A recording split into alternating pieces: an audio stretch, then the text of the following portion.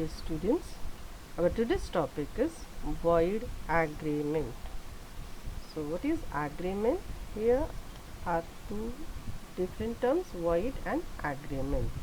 This agreement is promise and set of promise. And void means unenforceable by law, जिसमें law enforce नहीं किया जा सकता है ऐसा agreement. So section 2G define void agreement. An agreement not enforceable by law is said to be void agreement. So void agreement कैसे होते हैं? Unenforceable. And agreement के स्टेज में ही वो void है, मीन्स void ab initio. तो जो ab initio void होते हैं, it never transform into a contract. Got it? Okay, here some of the examples of void agreement. An agreement made by incompetent parties. Incompetent किसको कहते हैं? As per section 11, minor, unsound mind, or incapacitated or disqualified by law, इनको incompetent कहते हैं. Then bilateral mistake related to essential of fact. Essential means object or purpose of forming an agreement. तो उससे related अगर bilateral दोनों parties को mistake रहेगा, then that contract is void. Then unlawful consideration, जिस agreement में unlawful consideration है वो भी agreement void होता है. So void agreement you understand well. Now void contract. So contract word is there, means it was valid when it was formed, and at the time of performance it becomes impossible to perform due to various reasons such as changes in law or situation become impossible to perform, so that becomes void. Now see the definition. Void contract.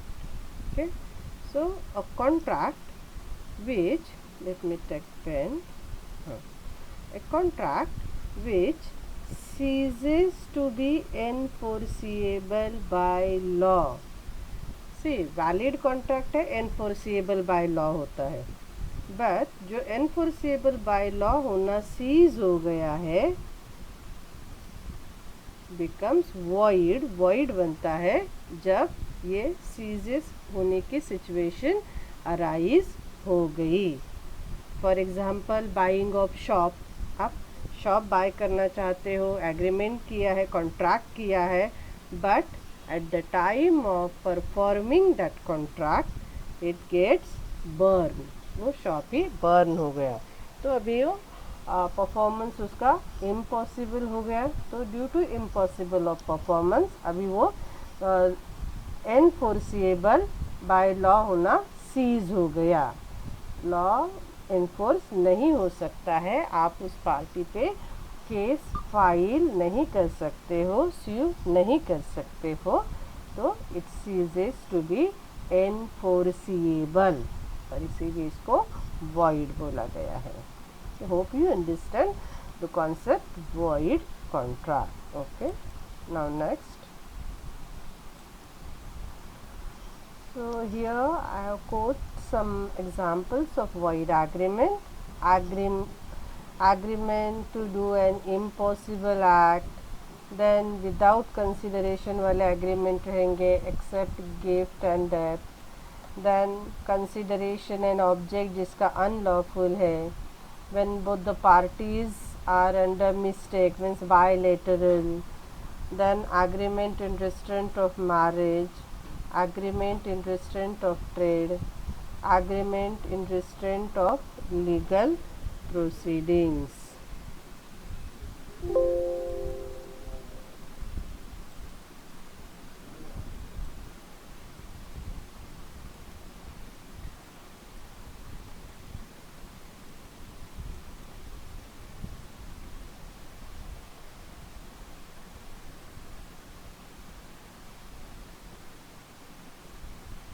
Now next,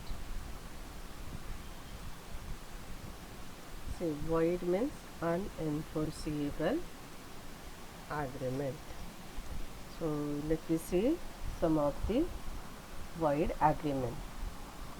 So here first we have written agreements in restraint of trade.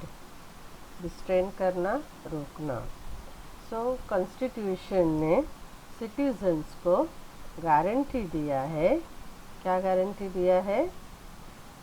The right to carry any profession, trade, occupation और business. तो constitution ने ही citizen को right दिया है कि वो lawful profession, trade, occupation और बिजनेस कैरी कर सकते हैं. तो कोई उनको ट्रेड करने से रिस्ट्रेन करेगा तो वो एग्रीमेंट वॉइड है. Okay. So as per section 28 agreement and restraint of trade. तो क्या बोला गया है? Every agreement by which any one is restrained from exercising lawful. देखो ये ज़रूरी है. हाँ, lawful profession, trade, business of any kind. Certain exceptions है. Agreement not to carry on business. कौन सा बिजनेस? जिसका आपने गुडविल सोल्ड किया है. तो एक अगर आपने अपना गुडविल सोल्ड किया अपने बिजनेस का, तो सेम टाइप ऑफ बिजनेस आप कैरी नहीं कर सकते हैं, तो आपको रिस्ट्रेन किया जाएगा. Then an agreement between partners prior to dissolution. Partners के बीच में जो भी एग्रीमेंट है पार्टनरशिप डिसोल्यूशन होने से पहले, तो वो भी एक्सेप्शन में है, वो आप कैरी नहीं कर सकते हो. और ड्यूरिंग कंटिन्यूएंस ऑफ पार्टनरशिप. तो आपका पार्टनरशिप कंटिन्यू है तभी आप partnership related same business carry नहीं कर सकते हो. देन एग्जाम्पल है agreement to close business. Means आप किसी के साथ एग्रीमेंट करते हो कि आप कंपटीशन ख़त्म करने के लिए जो सेम नेचर के बिज़नेस है या फिर बाजू बाजू में सेम टाइप के शॉप है, तो फिर एग्रीमेंट होता है कि आप अपना बिज़नेस क्लोज करो तो हम आपको कुछ उससे रिलेटेड रिएम्बर्समेंट करेंगे. बट अगर वो पार्टी ने आपने बिज़नेस क्लोज कर दिया और वो पार्टी ने आपको पैसा नहीं दिया जो भी आपके बीच में डिसाइड हुआ था बिज़नेस क्लोज करने के लिए, तो आप उसके अगेंस्ट सूट फाइल नहीं कर सकते हो क्योंकि ऐसा एग्रीमेंट वॉइड है. तो आप उसको एनफोर्स नहीं कर सकते हो. Clear? Now next, wagering agreement. So wagering या हम उसको बेट भी बोलते हैं. So is an agreement between two persons, two or more persons, under which money or money's worth is payable. Money's worth means any other kind by one person to another. तो बेट क्या लगता है? Certain happening होगा या तो non happening होगा. हम बोलते हैं ना बारिश गिरेगा या तो नहीं गिरेगा. कोई टीम खेल रही है तो कोई टीम जीतेगा, कोई टीम हारेगा. नॉन हैपनिंग मीन्स नहीं जीतेगा. ऐसा जो भी फ्यूचर अनसर्टेन इवेंट रिलेटेड जो भी एग्रीमेंट बनता है तो वो क्या है? वॉइड है. Void means what? देखो, एग्रीमेंट प्रोमिसेस टू पे बॉबी. एग्रीमेंट किया है कि बॉबी को पे करेगा. कभी कितना? 1 lakh rupees. If Mumbai Indian wins IPL 13 इन 2020. अगर IPL का 13 का जो मैच है उसमें मुंबई इंडियंस विन होगा तो अमरजीत जो है बॉबी को 1 लाख देगा. अभी ऐसा क्यों है? क्योंकि मैं भी अमरजीत बोल रहा है कि मुंबई इंडियंस विन नहीं होगा. बॉबी बोल रहा है मुंबई इंडियंस विन होगा. तो अगर बॉबी ने बोला है वो सच हुआ तो अमरजीत उसको पैसा देगा। बट अगर अमरजीत ने पैसा नहीं दिया बॉबी को, जो उन दोनों में जो डिसाइडेड कंसिडरेशन है वो अमरजीत ने नहीं दिया, तो वो रिकवर करने के लिए बॉबी उस पर केस फाइल नहीं कर सकता है, क्योंकि ऐसा एग्रीमेंट जो है वो वॉइड है। ओके, देखो यहाँ रेसलिंग का है। इन रेसलिंग बाउट और A tells B that wrestler number 1 will win. ये बोलता है कि नंबर 1 वाला रेसलर है वो जीतेगा। ऑब्वियसली बी क्या बोलेगा, नंबर 2 वाला जीतेगा। Okay, B challenges the statement. तो ये जो रिजल्ट के ऊपर जो बेट लगाया है उसको बोलते हैं वैगरिंग एग्रीमेंट। देन यहाँ देखो क्या लिखा है, no suit for recovery of money can be bought by the winner. जो विनर है, कौन सा विनर, गेम का विनर नहीं, तो ये एग्रीमेंट में जो पर्सन है जिसने बोला था ये विनर होगा, रिजल्ट रिलेटेड जो भी उनका बेटिंग है ना, तो जो बेट जीत गया है वो विनर। क्लियर? So no suit of for recovery of money can be bought by the winner against the loser to recover what is alleged to be wrong. Now agreement to do impossible act, जिसका performance impossible है, ऐसे act के लिए अगर agreement किया है तो वो वॉइड है। जहाँ पे देखो ये लड़की, सपोज इसका नाम बबीता है, तो बबीता इज ब्लाइंड और श्रीकांत क्या बोल रहा है कि वो बबीता का विजन मैजिक करके वापस ला सकता है, तो ऐसा एग्रीमेंट क्या है, वॉइड है। राइट?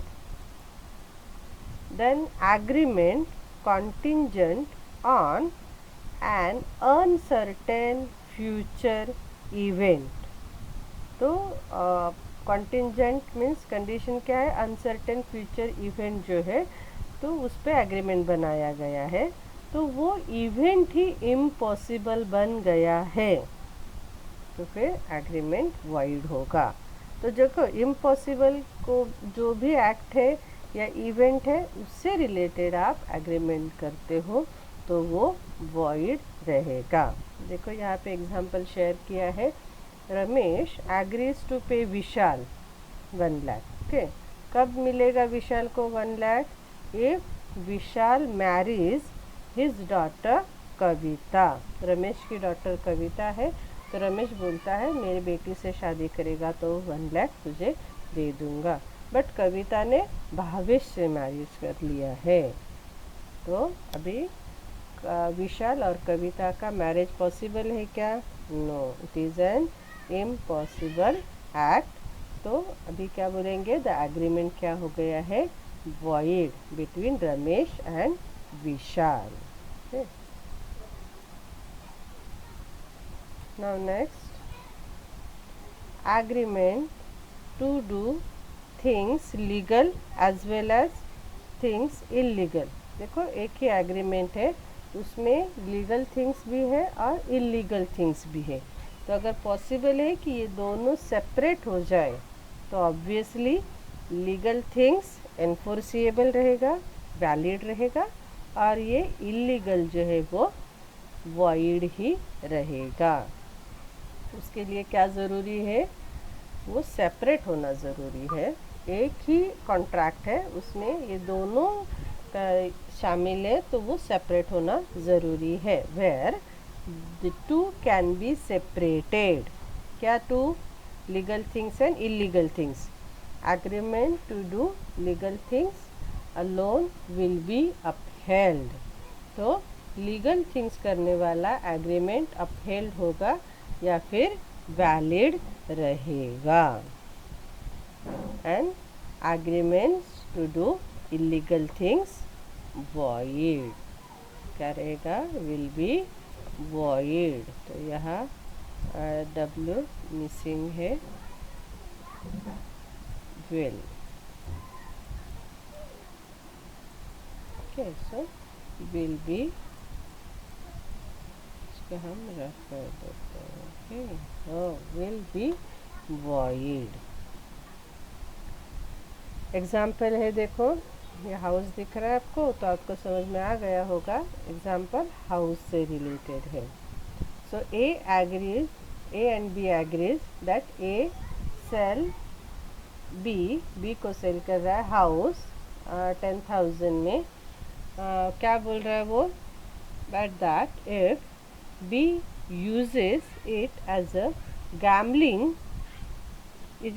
ही शैल पे 50,000 रुपीज़। वो क्या बोलता है, मैं हाउस सेल करूँगा 10,000 में, राइट। तो ये लीगल है, बट अगर ये गैम्बलिंग के लिए यूज़ कर दिया तो मुझे 50,000 देना पड़ेगा। तो ये क्या है, इलीगल है। तो एक ही कॉन्ट्रैक्ट में एक लीगल भी है और दूसरा इलीगल भी है। ओके, तो कॉन्ट्रैक्ट बोलेंगे या एग्रीमेंट बोलेंगे। तो देखो हाउस सेलिंग का है तो कॉन्ट्रैक्ट ही है, बट ये इलीगल पर्पस भी यहाँ पे है, तो ये एग्रीमेंट भी बनता है। तो here to sell the house and pay 10,000, ये क्या है, कॉन्ट्रैक्ट है। और गैम्बलिंग के यूज़ के लिए अगर वो हाउस यूज़ किया जाएगा तो फिर ये वॉइड एग्रीमेंट बनेगा। Okay, then agreement in restraint of marriage. तो देखो मैरिज को रोकना, वो एग्रीमेंट क्या है, वॉइड है। कौन से मैरिज को रोक सकते हो आप, माइनर के। So every agreement in total restraint of marriage of any person is void other than minor. किसी पर्सन के मैरिज को रोकना वॉइड है माइनर को छोड़ के। An agreement in partial restraintment of marriage, देखो यहाँ पे पार्शियल रिस्ट्रेंट किया जा रहा है, नॉट फुल्ली। तो other than minor is void if the court regard, तो अगर कोर्ट ने अकॉर्डिंगली एक्सेप्ट कर दिया कि ये रिस्ट्रेंट है, नहीं है, राइट। तो if the court regard it as unreasonable in the circumstances of case. Partial restraint किया जा रहा है तो वॉइड कब बनेगा वो, जब कोर्ट बोलेगा कि इट इज़ एन अनरीजनेबल, जो भी केस का सर्टन सर्कमस्टेंसेस है वो। देखो यहाँ पे एक एग्जांपल शेयर किया है, केस लॉ है Air India versus Nargis Mirza and others. तो an employee has placed restriction on the employee that यहाँ एम्प्लॉयर होना चाहिए था। Okay, so an employer has placed restriction on the employee that he or she cannot marry during the period of service। Okay, तो restriction impose कर दिया है कि during the period of service he or she, कोई लड़का लड़की जो employee है वो मैरिज नहीं कर सकते हैं। उनके मैरिज को फ्रीडम है।